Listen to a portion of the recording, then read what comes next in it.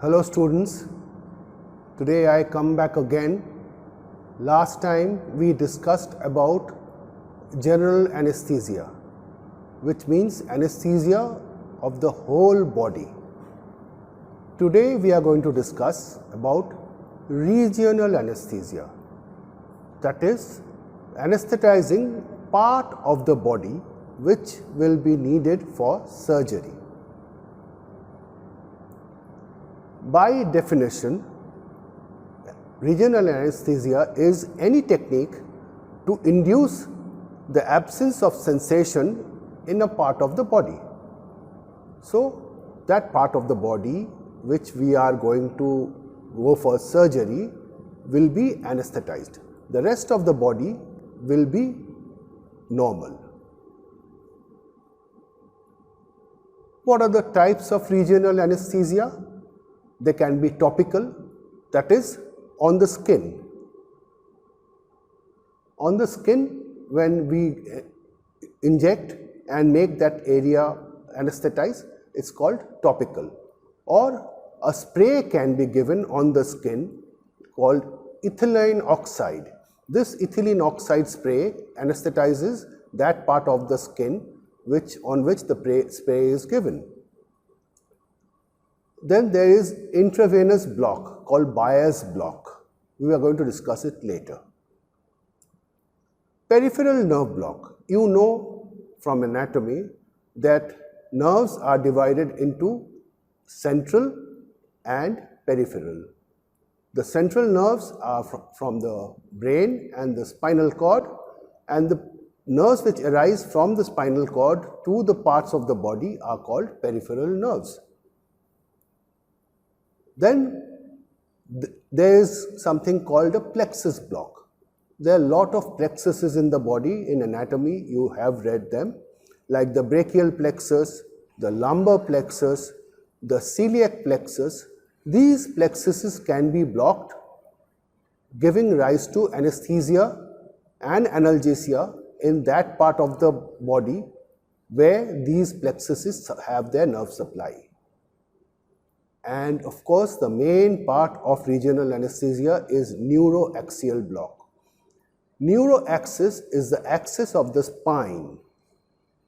This is a part of the central part of the neural system, but it is not in the brain, it is only in the spine, and blocking the spine in any part is called a neuroaxial block.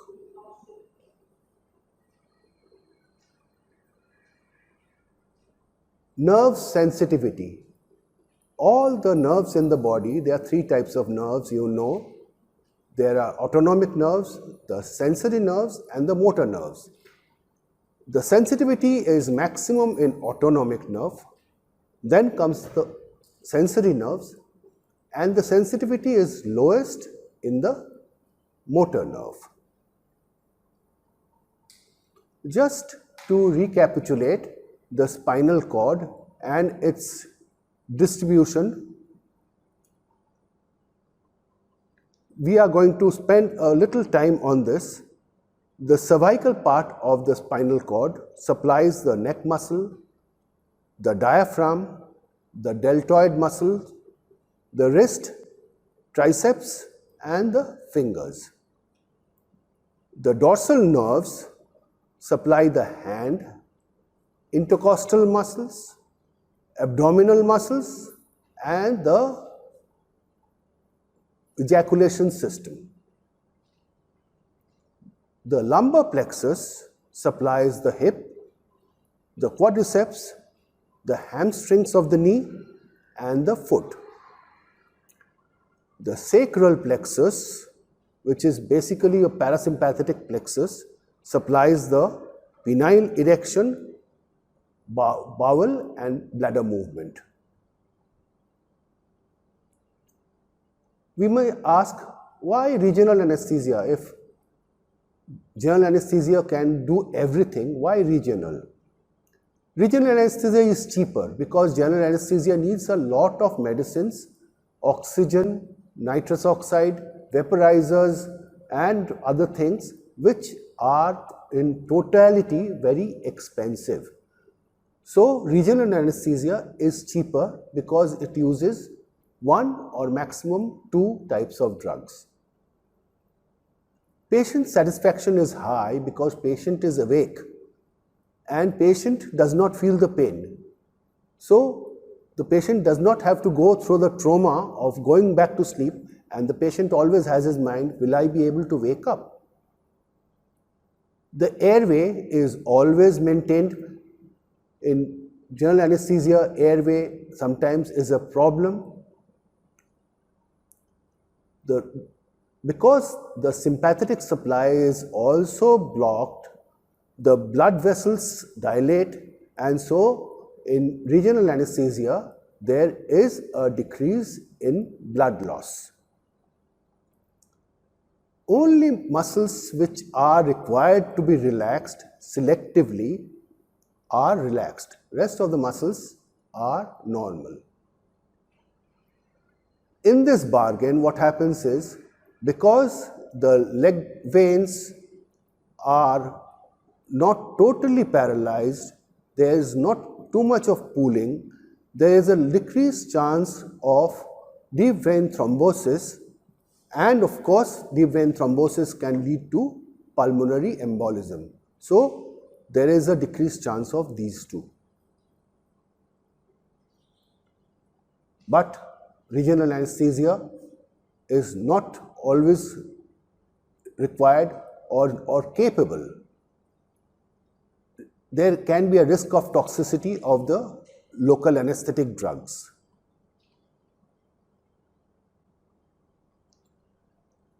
Many of the patients, they feel very anxious and they want to go to sleep. They don't want to stay awake during surgery. Giving regional anesthesia requires a special skill from the anesthesiologist.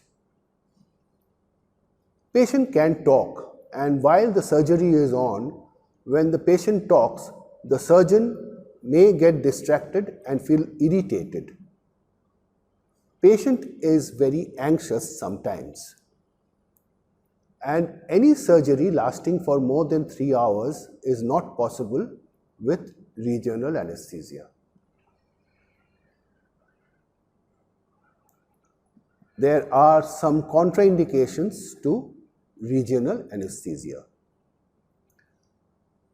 When a regional anesthesia is administered, there should be a full backup for general anesthesia, because at any moment this regional anesthesia can fail and we will have to revert back to general anesthesia.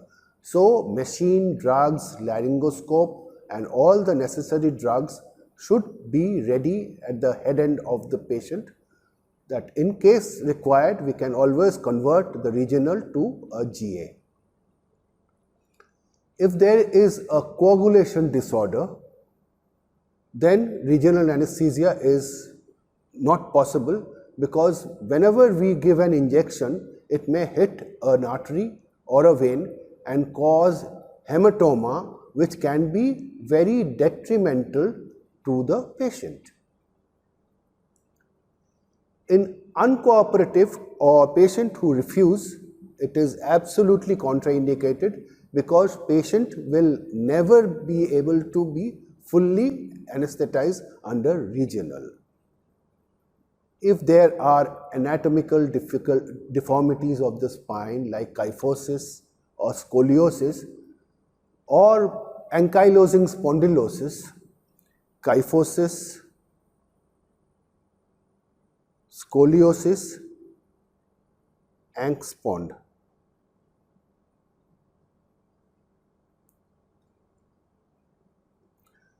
These cases, it's very difficult to give regional anesthesia in the spine, that is a neuroaxial block. If the patient has excuse me, if the patient has sepsis or bacteremia, regional anesthesia should not be given, because there will be a flare-up. If there are pre-existing neurological diseases, there are a lot of neurological diseases where the nerve is affected, where the muscle is affected, in these conditions, one should not go for regional anesthesia. When there is an increase in intracerebral pressure, then regional anesthesia should be avoided, because once the injection is given in the spine, there can be coning of the medulla, which may cause respiratory distress and arrest. In cases of fixed cardiac output like heart failure, regional anesthesia should not be given, because there is sympathetic blockage and pooling of the blood, and hypotension will be there, and it will be very difficult to control the hypotension.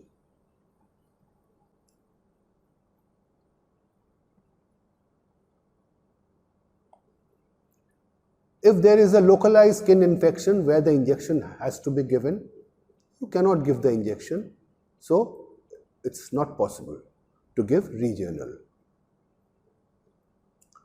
Just to recapitulate the anatomy of the spinal cord, in adult, the spinal cord begins in the foramen magnum and ends in L1. In the newborn, it begins in the foramen magnum and ends in L3. The terminal end of the cord is called the conus medullaris, and it anchors in the sacral region called filum terminale. Cauda equina are nerve groups in the lower dural sac. What happens is, when we are giving neuroaxial block in an adult, we can give it at L1, below L1, because below L1 the spinal cord is absent. But in children, we will have to give it below L3. This is what we do.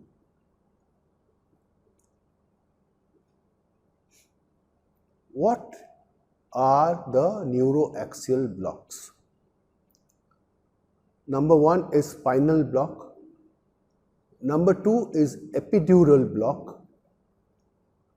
Number 3 is combined spinal and epidural block. And number 4 is caudal block.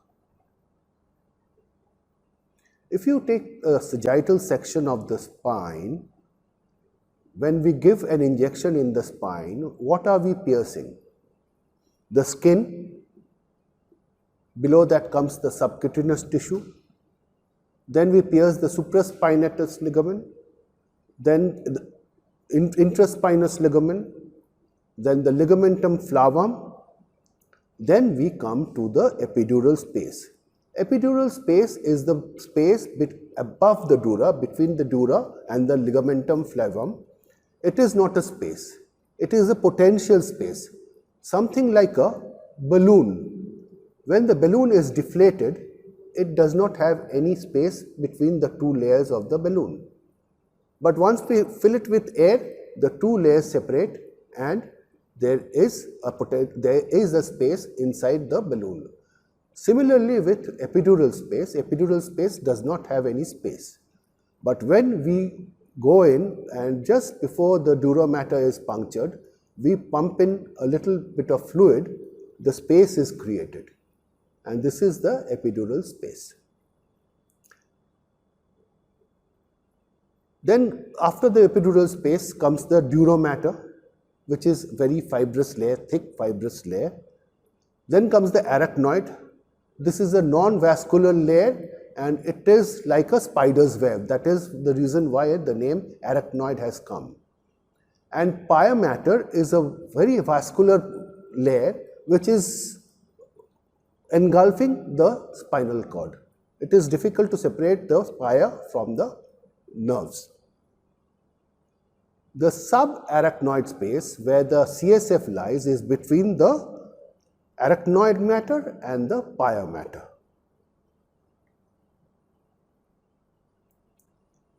What are the uses of regional anesthesia? It provides anesthesia for surgical procedure, provides analgesia post-operatively or during labor and delivery of baby. Some people, some ladies, they want a smooth delivery, normal delivery without getting the pain of labor. They can be given injection so that during the process of labor, the patient does not feel any pain. In chronic pain syndromes, which is another topic totally, chronic pain is a very difficult subject.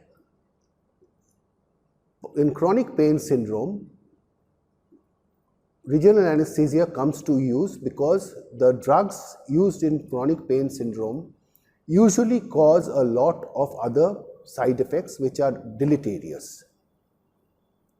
And in cancer, where we have no other way to treat the patient, we can give regional block to that area of the body where the cancer is there, and the patient is relieved of the pain.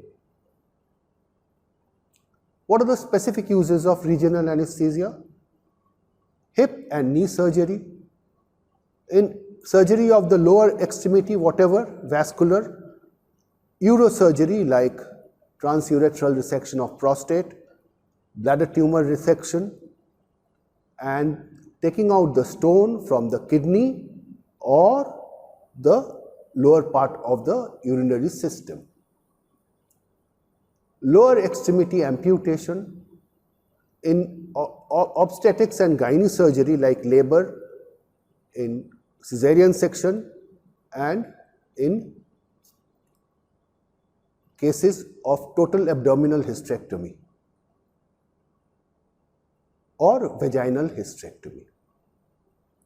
In thoracic surgery also, to control the post-operative pain when there is a trauma to the thorax like a broken rib, the regional anesthesia comes to use because the pain is reduced. In any lower abdominal surgery below the umbilicus, anesthesia can be done with regional, and of course this post-operative pain control can also be there. Coming back to the epidural space which I had told you, this is a potential space. Here the space is not there. This balloon has been inflated by giving fluid inside this space. So the dura separates from the ligamentum flavum and this space is created. Before giving regional anesthesia, there are some pre-procedure preparation of the patient. Like general anesthesia, patient should be assessed. All the comorbidities and any problem with the investigation should be corrected. In one word, patient should be first optimized.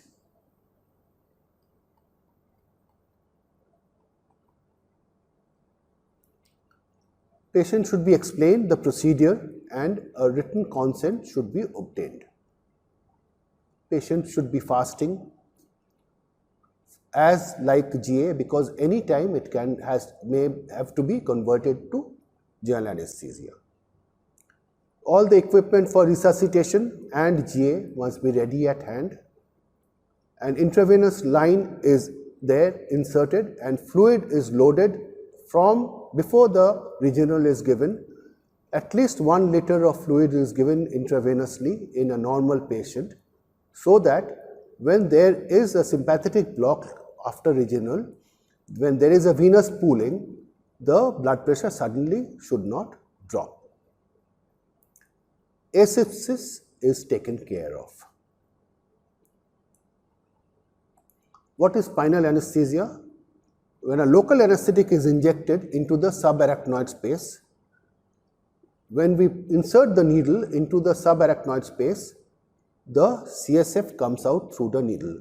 That is the end point. Once the CSF comes out, we inject a particular dose of drug which will be sufficient for that amount of surgery. The dose of drug also depends, we will discuss later, on what we are going to do about the surgery. Epidural injection. This is a technically very difficult injection. Epidural space is reached when there is a sudden loss of resistance to the needle. When the needle punctures the ligamentum flavum, till ligamentum flavum, the needle will have some resistance because there are a lot of ligaments which we are piercing.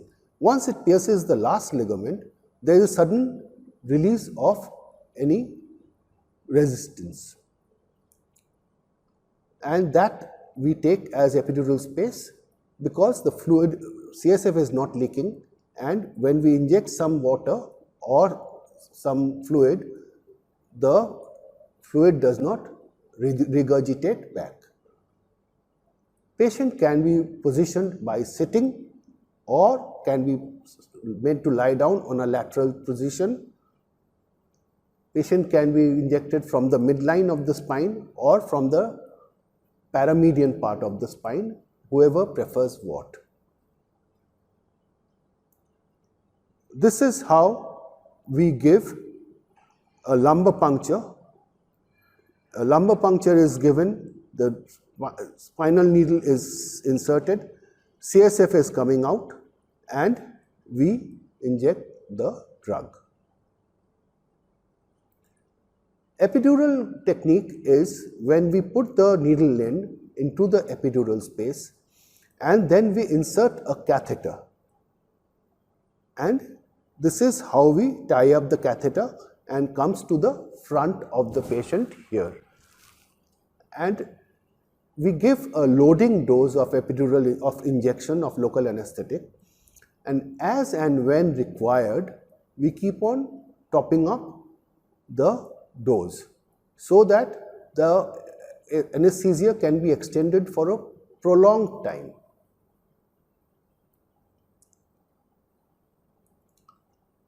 Now we are coming to the peripheral nerve blocks.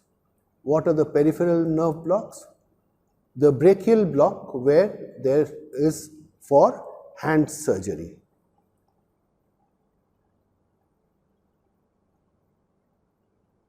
Obturator nerve block is given when the bladder tumor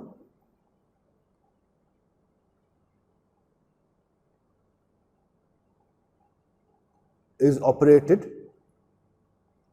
Sciatic nerve block is given in case of pain in the hip or in combination with a femoral block to block the lower part of the leg.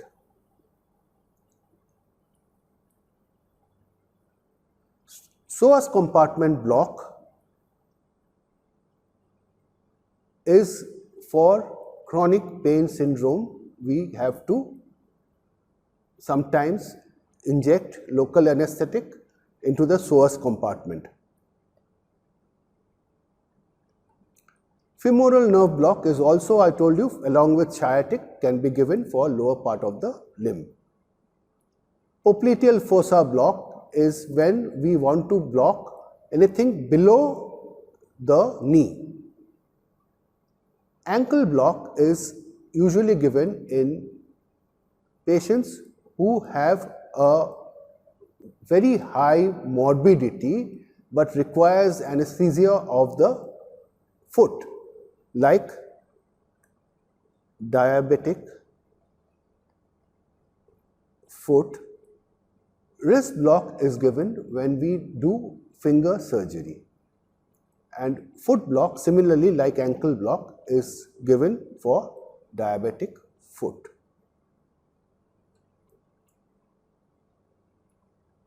Chronic pain is a condition where the patient is in pain for more than 6 months. Acute pain is a condition when the patient suddenly feels pain and the pain can be relieved. Chronic pain conditions have to last for more than 6 months and it is not very easily relieved. In chronic pain conditions, what we give is a sphenopalatine ganglion block, stellate ganglion block, cervical plexus block, celiac plexus and splanchnic plexus block, lumbar sympathetic block, superior hypogastric plexus block, and ganglion impar block. These are only given in chronic pain syndrome. Coming to intravenous regional anesthesia, also called Bier's block. This is given in hand, wrist and leg surgery only. The patient is made supine, attach a ECG monitor, blood pressure on the opposite arm, a double cuff tourniquet on the affected arm is given. I will show you this picture of a double cuff tourniquet. Insertion of an IV line on the other side of the, on the same side of the arm and also on the other side. On both the sides of the hand, a IV line is given. On the other side, contralateral side, IV drip is started. On the ipsilateral side, there is nothing given, only a channel is made. The hand is raised for exsanguination. It's a double cuff, so the lower cuff is inflated to 50 to 100 millimeter mercury above systolic pressure. Then the upper cuff is inflated. Must check for absent pulse on the limb which is being operated. Then local anesthetic is injected on the ipsilateral IV line. This is the double cuff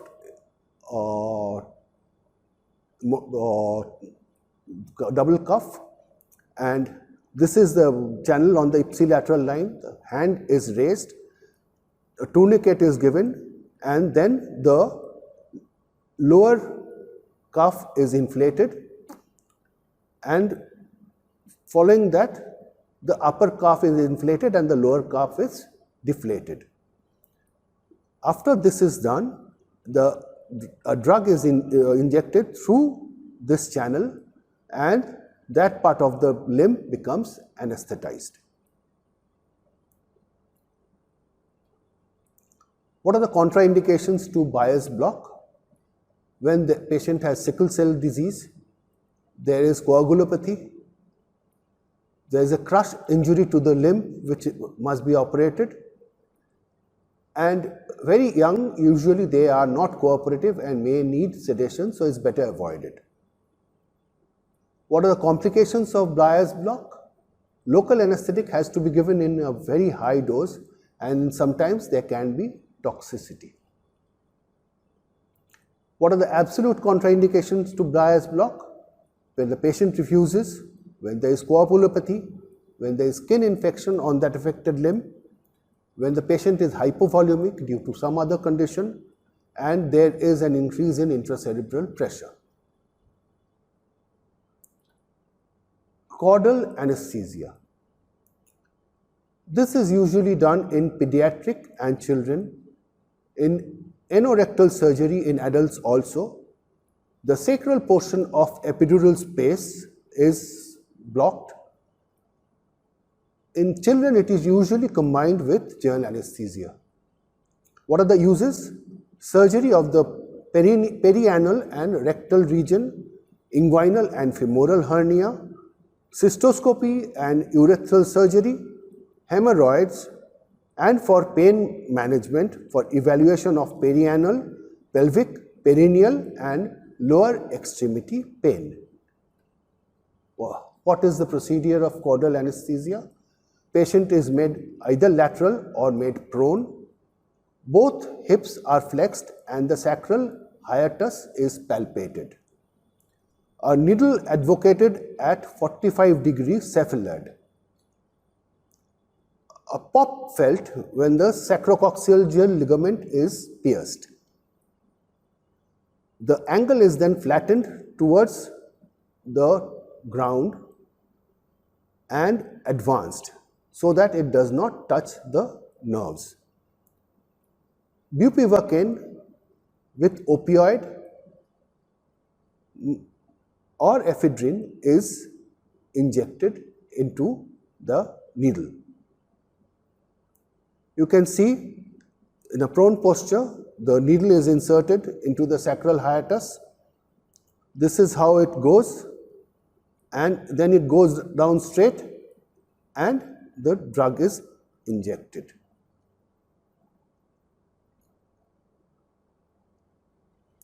What are the difficulties and problems of caudal anesthesia?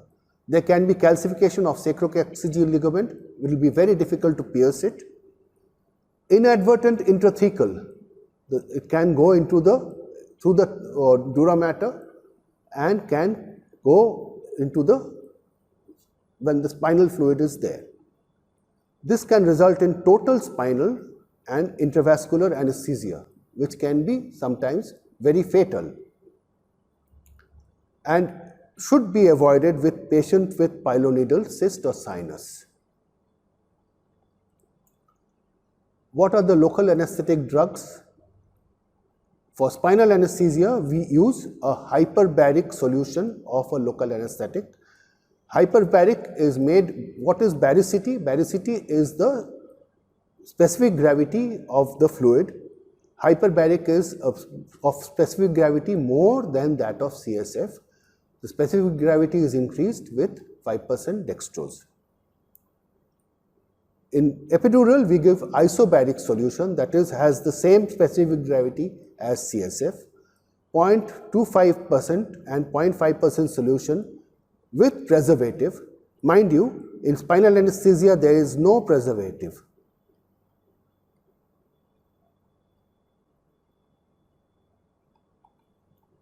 In epidural, the injection, there can be preservative, doesn't make any difference. In regional also 0.25 to 0.55% solution with preservative, and of course for local infiltration block on the skin it is the same. What is the physiology of local anesthetic drug? As I have told you, baricity is there, hyperbaric is heavier than CSF, isobaric is same as CSF, hypobaric is lighter than CSF. This is not used.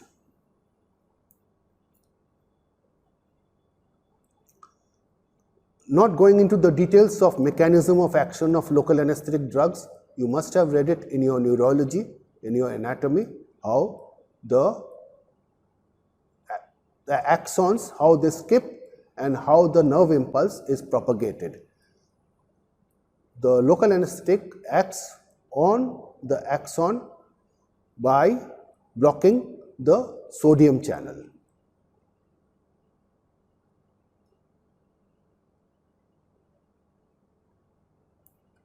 Metabolism and toxicity of drug. The drugs can be metabolized either in the liver or kidney, excreted, as with all drugs. Toxicity can occur when there is a high level of local anesthetic in the vascular compartment. Sympathetic and parasympathetic, which is the autonomic part of the nervous system, have the highest amount of sensitivity, and I would not go into these details with you because these will be very postgraduate things. Thank you very much, and I hope you understand what I have told you. If there is any query, I am telling you again, you can write back and I will answer all your queries. Have a good day.